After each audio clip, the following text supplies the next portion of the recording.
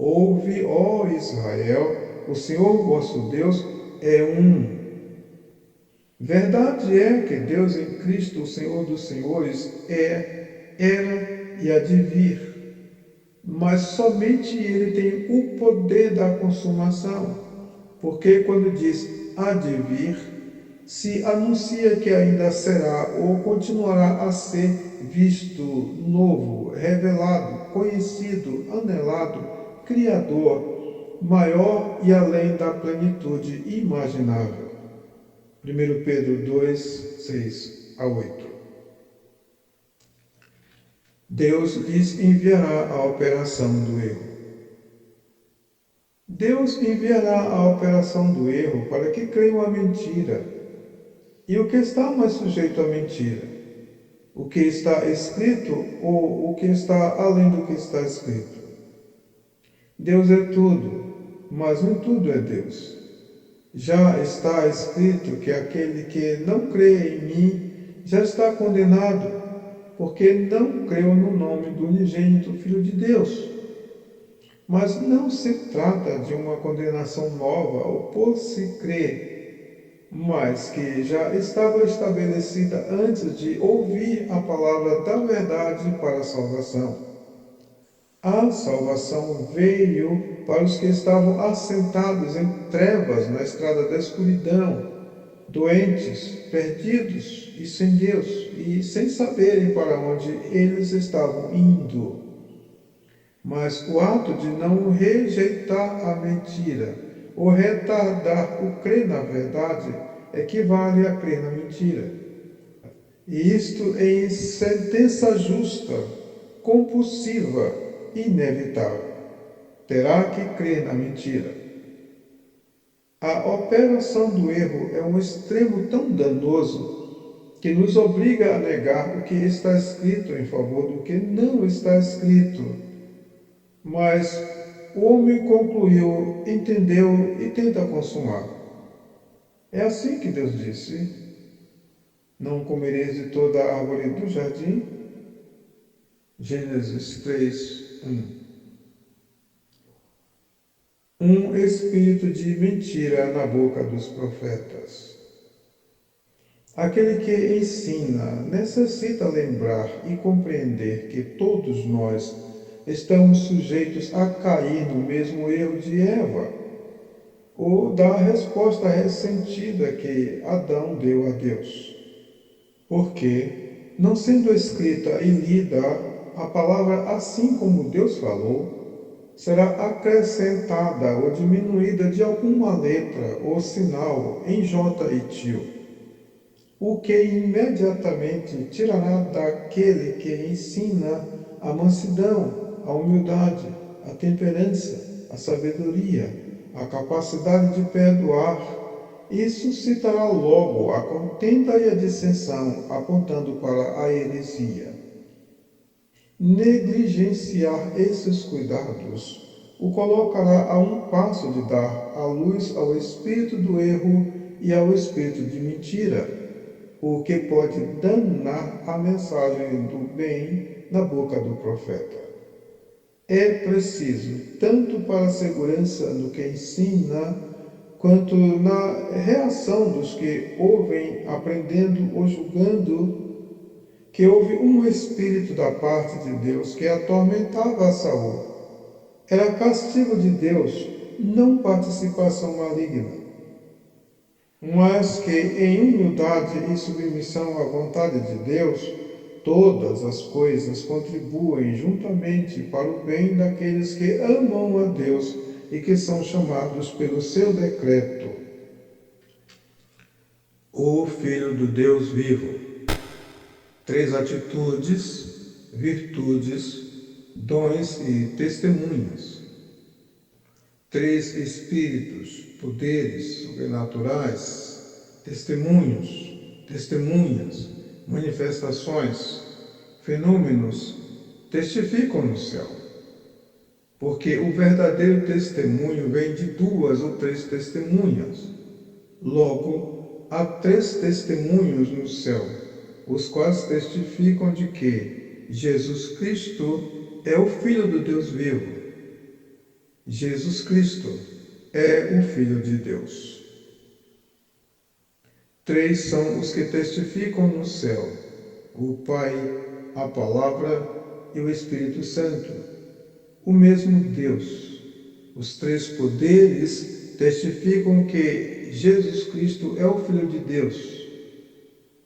3 são os que testificam na terra: o Espírito, que é o dom derramado, a água viva que se há fluindo desde a fonte gerada no interior do homem, água viva, e o sangue que verdadeiramente purifica de todo pecado. Os 3 concordam na terra que Jesus Cristo é o Filho de Deus. E é o Espírito derramado em Pentecostes, a água e o sangue que foram derramados, como se comprovou quando o corpo fora furado com uma lança, e concordam que Jesus Cristo é o Filho de Deus e dão testemunho dele. O testemunho previsto e escrito na lei é verdadeiro, considerando verdadeiro por 2 ou 3 testemunhas. 2 e 3 testemunhas testificam nos céus. 2 e 3 virtudes testificam na terra: o Pai, a Palavra e o Espírito Santo. O Espírito, a água e o sangue. O Espírito que volta para Deus. Como disse Jesus, nas tuas mãos entrego o meu Espírito. A água e o sangue que foram derramados na terra. A água representa a palavra, o verbo, e o sangue, pela voz que desde os desertos clama mais alto do que o sangue de Abel, onde não há grego, nem judeu, circuncisão, nem incircuncisão, bárbaro, cita, servo ou livre, mas Cristo é tudo em todos. Colossenses 3:11. Quem ama a Jesus Cristo? Todo aquele que crê que Jesus é o Cristo é nascido de Deus. E todo aquele que ama ao que o gerou, também ama ao que dele é nascido. Nisto conhecemos que amamos os filhos de Deus, quando amamos a Deus e guardamos os seus mandamentos. Os mandamentos que nos foram indicados para os guardarmos consiste em amar a Deus sobre todas as coisas, de todo o coração, alma e entendimento, e ao próximo como a nós mesmos. Porque esta é a caridade de Deus, que guardemos os seus mandamentos, e os seus mandamentos não são pesados. Todo mandamento consiste em amar, e amar não pesa. O maior adversário do amor é o mundo e as suas concupiscências. Contudo, somos mais do que vitoriosos, porque todo o que é nascido de Deus vence o mundo. E esta é a vitória que vence o mundo, a nossa fé. Quem é que vence o mundo, senão aquele que crê que Jesus é o Filho de Deus? Não ameis o mundo, nem o que no mundo há. Se alguém ama o mundo, o amor do Pai não está nele. Porque tudo o que há no mundo, a concupiscência da carne, a concupiscência dos olhos e a soberba da vida, não são do Pai, mas do mundo. E o mundo passa, e a sua concupiscência. Mas aquele que faz a vontade de Deus permanece para sempre. 1 João 2, 15 a 17.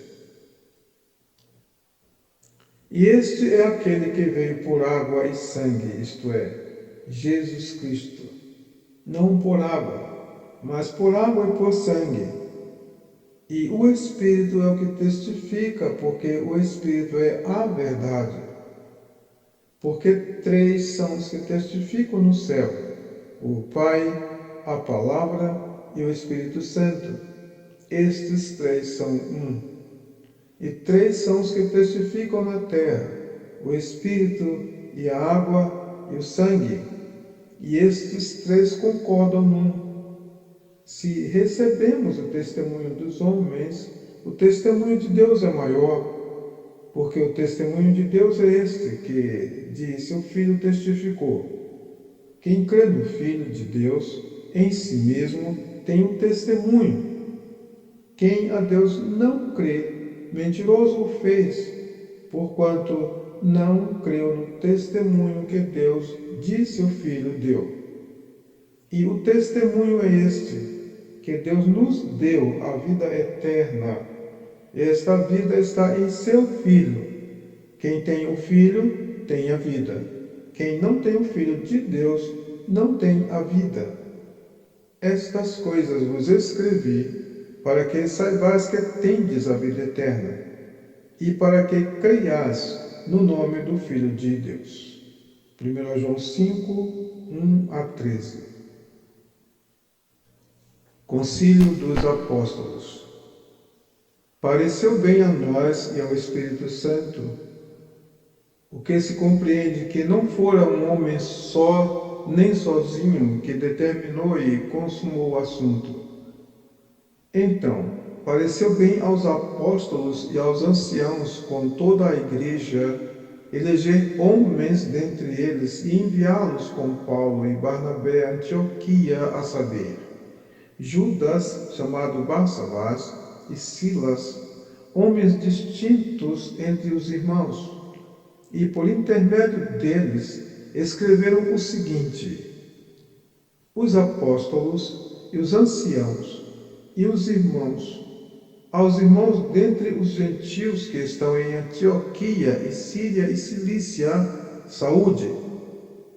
Porquanto ouvimos que alguns que saíram dentre nós vos perturbaram com palavras e transtornaram as vossas almas, dizendo que deveis circuncidar-vos e guardar a lei, não lhes tendo nós dado mandamento. Pareceu bem, reunidos concordemente, eleger alguns homens e enviá-los com os nossos amados Barnabé e Paulo, homens que já expuseram as suas vidas pelo nome do Senhor Jesus Cristo. Enviamos, portanto, Judas e Silas, os quais por palavra vos anunciarão também as mesmas coisas. Na verdade, pareceu bem ao Espírito Santo e a nós não vos impor mais encargo algum, senão estas coisas necessárias: que vos abstenhais das coisas sacrificadas aos ídolos, e do sangue, e da carne sufocada, e da fornicação, das quais coisas bem fazeis se vos guardardes, bem vos vá. Tendo eles então se despedido, partiram para Antioquia e, ajuntando a multidão, entregaram a carta. E quando a leram, alegraram-se pela exortação. Deus é Espírito, e importa que os que o adoram, o adorem em espírito e em verdade.